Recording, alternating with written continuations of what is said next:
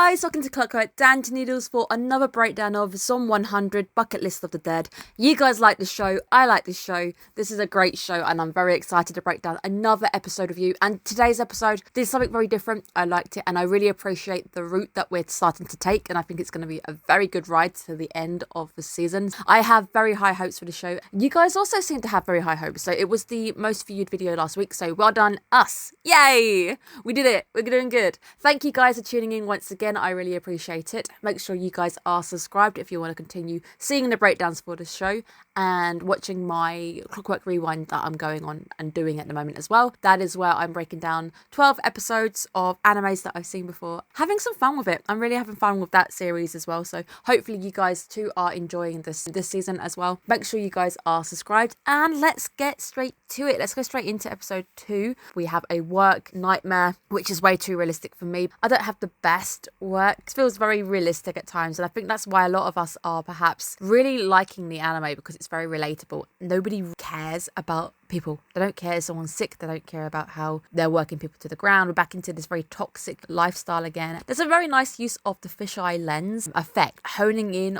on Tendo and how lifeless he has become, how numb to everything he has become. Perhaps his life expectancy is higher in the zombie apocalypse, which is really weird to say. It's a very nice contrast when we flip back into reality and he works out actually that was a dream. Happy good morning from the window from him because he's completely free. There's a lot of this contrasting going on with this show. Now I finally get to break down the OP with you guys. The OP is actually amazing and I really enjoy the song. I think it is such a perfect fit. I think the OP is perfectly created. The fact that Tendo leads the OP is so nice. He's carefree, he's on the motorcycle, really hoping that he'd motorcycle quite quick, and he does. It's bright, it's vibrant, there's colour everywhere. Whenever we see human bean juice, it tends to be the very happy, colourful splatters. Tendo also singing along to the song. It's nice, it's a very nice little moment. I love it when characters kind of do this because it makes them super aware. I also really like the next section where you have the line of the marching zombies as they are all orderly against that very contrasty yellow and red backdrop. They march to the guitar riff, it's very samey, they're slow, they move along in that single beat. Now we then get a single zombie starting to go faster as he overtakes the orderly queue and he skips the queue in zombie fashion. We start getting the vocals speeding up even more so, and we get the running zombies, and I think it's quite nice because we just come from the episode where we've just learned about the different types of zombies, and I did think there was nothing more terrifying than a running zombie when it comes to a show. We've got all of them. Every single type of zombie is accounted for. We are not leaving a single one out, which is the scary thing. As every single zombie starts to go past, more and more colour comes onto the screen to the point when it's so colour laden that perhaps one of every colour is up on that screen. OP already was very, very cheerful. Anyway, it starts to go even to an even higher, happier key. We have a nice free run from Tendo, which is ripped from episode number 1. Epic quitting sequence is replayed, so I've definitely got to find a award somewhere in this show at the end of the season. Tendo now outrunning a sea of brightly coloured zombies. The logo for the show, really like the logo. I don't know, there's something about the logo. I think it's eye-catching. I think it's very stylised. So overall, the OP, really like it. There's a lot of nice things going on. There's a lot of nice metaphor symbology going on. The fact that they had the line and the vocals started speeding up and the zombies started speeding up, that's just clever. The first task of the zombie apocalypse, getting rid of 3 years of cleaning. To be fair, he just kind of just chucks it into the street. He just simply had absolutely no time for something so basic, which really does show you how rough it started to become. But it's a really nice metaphor, symbolism as well, because it's a clean slate, a hopeful start. It's clean, it's fresh, he's very excited. Even just cleaning makes him very happy because again, it's anything other than the life that he had. The font on the beer literally says enjoy your life. Really appreciate that. I don't know if that beer in particular has got that on it. I think it is Asahi because it's the same beer logo, but I'm guessing I didn't get that sponsor. You can kind of tell that it's the same font, it's the same colour can. It's definitely that brand. I think it would have been a great place to have them actually sponsor the show because I think the show is fantastic. A lot of people are watching it. I think it would have been a great little placement for them. Beer at the end of the world. Our beer will get you through the zombie apocalypse. Really good marketing there. I think they really have missed the beat not actually having them as a sponsor. But it is the lack of beer that eventually lands the first reality punch. The world is actually really bad. And we do get our first nod that the government isn't responding, the TV and the internet is down. perhaps the biggest issue, because there's no YouTube anymore. There's no more anime. I guess you're forced to survive without the aid of having YouTube tutorials telling you how to make a fire and things. We do see the second character using the internet a little bit later on. From what I can tell, when we see her going through that bit, playing out the same day twice, the internet then goes down later. So the next sequence with the neighbours, I actually thought it was that movie that we saw playing in the open of the first episode. It's the first time that he's perhaps ever had the chance to say hello to his neighbours, because he's been so busy with work. He probably left really early. He probably came back from work, sometimes if he ever got a chance to come back from work, really late. So he's never had a chance to properly introduce himself. First hello, and actually the last hello you're ever going to say to these people. I think it's a really realistic moment where he asks them, do you want anything from the shop? She says toilet roll. We've literally come from a pandemic ourselves. There was that stupid thing where everybody brought up all the toilet roll instead of food. That's why I think this show's perhaps making a little jab there at the pandemic itself. It's just too real, guys. Toilet roll is the first thing she was concerned about. In a situation, let's say this was me, water, having things to drink, maybe securing some canned foods and things would probably be my first port of call, just making sure that I could at least have food. I might even try buying up seeds, if that makes sense. But there's a home base in my town. I guess if there was a zombie apocalypse, I'd go there, buy a load of food seeds and compost. There's going to be a point where even the long sell-by date foods go out of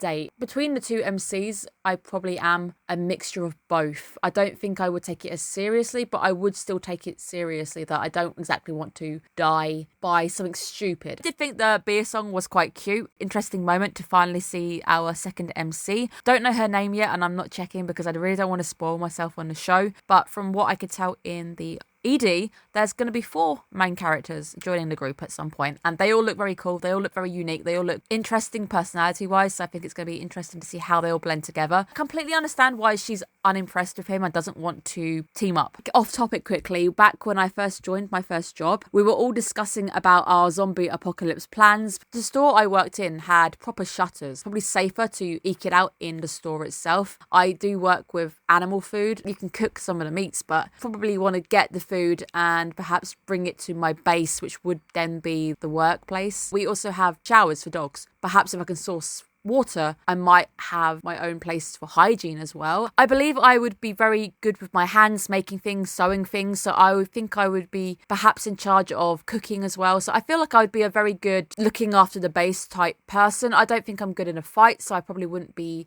the person they'd send out in the group to fight, but I would be very good at looking after my group, making sure everybody's eating, making sure that the clothes are okay, building things for people. With the passing judgment on him and saying that she doesn't want to team up with him because he's not taking things seriously, I get why she's seeing it as a bad thing, but we, the audience, understand the hell that he's been through. I don't actually see anything he's doing as wrong. He can take a day out, relax, chill, have beer, do what you want. I don't see that as a bad thing. Obviously, if he continued drinking beer for like the next month, I might have something to say about it, especially when the world is falling apart, because you've also got to act quickly, getting all that fresh food before it goes out of date, before the power grid maybe switches off. I don't actually see anything that he's doing as wrong. I do think she just passes a judgment very quickly on him. She seems to be quite a smart character. We do see the 2 different mindsets with both of them. He's shopping for the beer, he's just taking it nice and chill, while she is buying water, power, making sure that she can settle herself down. I guess in that sense I am similar to her, but I would also have grabbed the cake. I don't see a problem with taking nice things as well, because you're probably never going to have nice things again down the line. You may as well enjoy the good things until they run out. I did like the moment where Truckkin makes an appearance. He seems very thirsty for zombie blood this week. Perhaps he has become zombie Truckkin. He is now the evolution of Truckkin. He tries to save her, but then she saves him. So they're both very capable characters. It's quite a nice little sequence as well. I was also wondering when he would upgrade to the motorbike. Very happy that it happens this week. I know he was complimenting her being pretty badass. He himself, not bad as well. You look really awesome. Abundance of vehicles laying around. You may as well pick a decent vehicle. Maybe a motorbike with the fuel consumption could be better. I'm trying to think what would be a better choice of vehicle. Something that doesn't eat through fuel, I think, would be a good one. We do start to get our sobering tone shifts this week, and I think they're quite nice because eventually the novelty is going to start wearing off. The first tone shift is where we see that the neighbours are no more. I guess this is more the real aspect of the show as it starts to kick in a little bit. The amount of people who are unaffected are going to drop, and you're going to have more and more zombies eventually taking over. Motto of the show gets repeated again. You could die tomorrow, or you could die in 60 years, but there's never really enough time to do anything. That, I think, is quite a sobering thought. We do seem to sober up at this last chunk of the episode as well. Despite how much beer there is floating around, he does seem to sober up a little bit.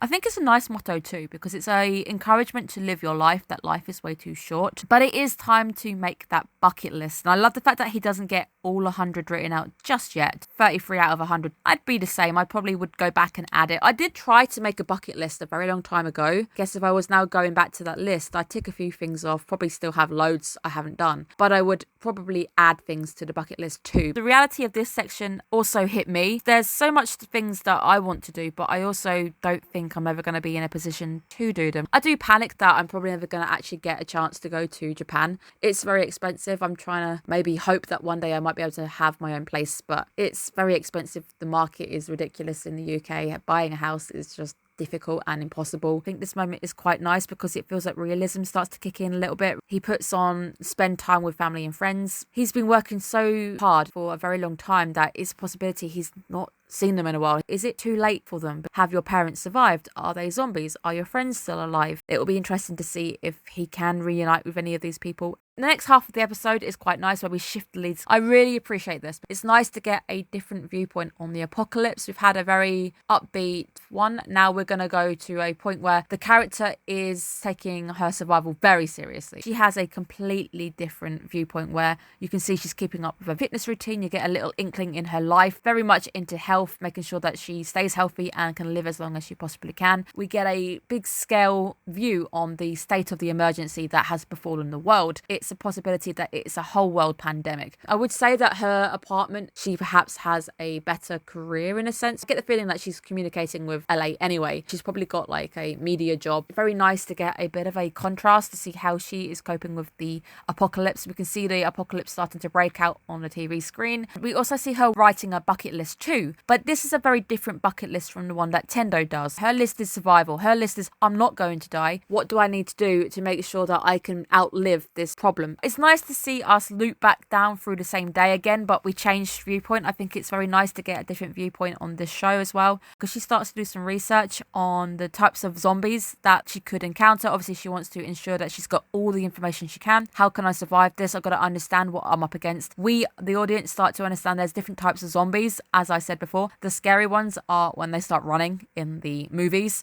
We also get to see that movie again, and that's quite cool. And we get to see how the movie ends. It ends bad. It's so sad. I guess it's a typical zombie movie where the guy thinks he's made it. The guy is looking at the sunset, sunrise, and then the zombie comes out of nowhere and he falls at the last hurdle, which could be foreshadowing. Maybe it's also a motivation to her to go, wait, I've seen everybody else's mistakes. How can I learn from this mistake? How can I make sure that I'm not gonna survive and fall at the last hurdle? It's nice to see the contrast of the leads. I think it's done very, very nicely. They're very different people. But I do think as well, her being so serious that she denies herself the soccer emoji. She does say she regrets it at the end, but there's absolutely no harm in eating one, because there's going to be a point when all of those cakes and things are just going to rot. You're not going to have them anymore. So I see it as you may as well enjoy them whilst they're there. Probably no harm in eating one cake if you're not going to be able to get cake the next day. So I don't understand why you would deny yourself a pleasure when you are stuck in a hellhole anyway. If you can see why she reacts in the way that she does and what she's looking for when she goes to the shop too. Her experience before she saves Tendo from the thirsty truckkin. You can see why she thinks Tendo is a very bad party member. She doesn't want to team up with somebody who can't prioritize. I'm not really interested in crossing paths or taking your date. I'm here to survive. You're a liability. So you can see her thought process, which is quite nice. But I do believe that after we, the world, have come out of the pandemic, one little treat can sometimes really make your day better. A lot of people were suffering with their mental health suffering during lockdown. Having just something to look forward to could really make your day. For me, maybe a year in, it was quite late. I was going to and from work, not going anywhere else. It got to the point when I had no ramen, and I hadn't had ramen for months. I realized that I could order some from this online Asian website, and I was like, okay, cool. You know what? I'm going to treat myself. They didn't have much because I think they were struggling to get some bits and pieces in. So I ordered a load of stuff in, and when it arrived, just having a variety of ramen really perked me up. I don't see a problem with people treating themselves in situations like this, so I don't feel bad. I think Tendo can enjoy himself all he wants. If he wants to get things on his bucket list done, he's going to have to take his survival a little bit more seriously. The ED, let's go through the ED, and I think it's nice to see it's from her perspective. Also, it felt like it was meant to be a old 90s style anime. The animation style is very different. It's very outdated. The colours are a little bit wrong. It's nice though because it's from her perspective. It feels a bit more serious. The song is nice. It feels very serious, on point, like the character herself. Her ED is very different compared to the OP. It feels a little bit slower in a sense. It feels very composed, and we still get the orderly cue of the shadows going by, of the zombies marching. There's a lot of nice links to the open and everything. We also do get a nice hint that we're going to get our group of 4 quite quickly, because we do the criminal lineups where we have the zombies holding up life, humans holding up the word death. I think that's nice because to them, I guess, zombies are trying to take life, and I guess the main characters are now panicking every day because death is becoming realistic. The colours are nice. They're not as vivid as the OP. Her view on life seems to be very different from Tendo's, so I think having the colours be slightly different as well is a possibility. She led a completely different life from Tendo. I have a feeling she probably had a more lucky life where she seems to have a bit more money than Tendo would have probably had. She seems to have the time for fitness, something that I don't think Tendo had the ability to do. He didn't have the ability to take care of himself. Perhaps to her, the apocalypse has ruined a good life that she had going on. Perhaps she had a good, decent life and she enjoyed life. She doesn't see it as a good thing, as we see with Tendo, who sees it as a fantastic release from never having to go to work anymore. It does the same thing where it has the flip where the song goes upbeat. All 4 of them are running happily, and I like the split screen moment with them all as well. It seems to end up with all 4 of them deciding to live life to their full. It turns out to be quite a nice little happy road trip, which I think is quite nice. I really hope we get to see it. I think there's a moment where Tendo is fishing because they start to rely on nature. There will be a point when even your long dated food is going to go out of date. Growing food, fruits, foraging, all that kind of stuff is going to be very important. Fingers crossed that we get to see a happy ending for the show. I liked this episode. I thought it was really well done. It's nice to have a different perspective. Nice to see a second lead coming in. I can't wait to meet the other 2 characters who will be joining the roster quite soon. I really can't wait to see where the show goes. I think the show's written very well. It's very high paced, very exciting, and very colourful. Lots of really nice symbolism going on. Very excited. Thank you guys so much for tuning in. I hope you guys are looking after yourselves, having a great weekend. I will see you guys again soon for another breakdown. Take care of yourselves, guys. Bye-bye.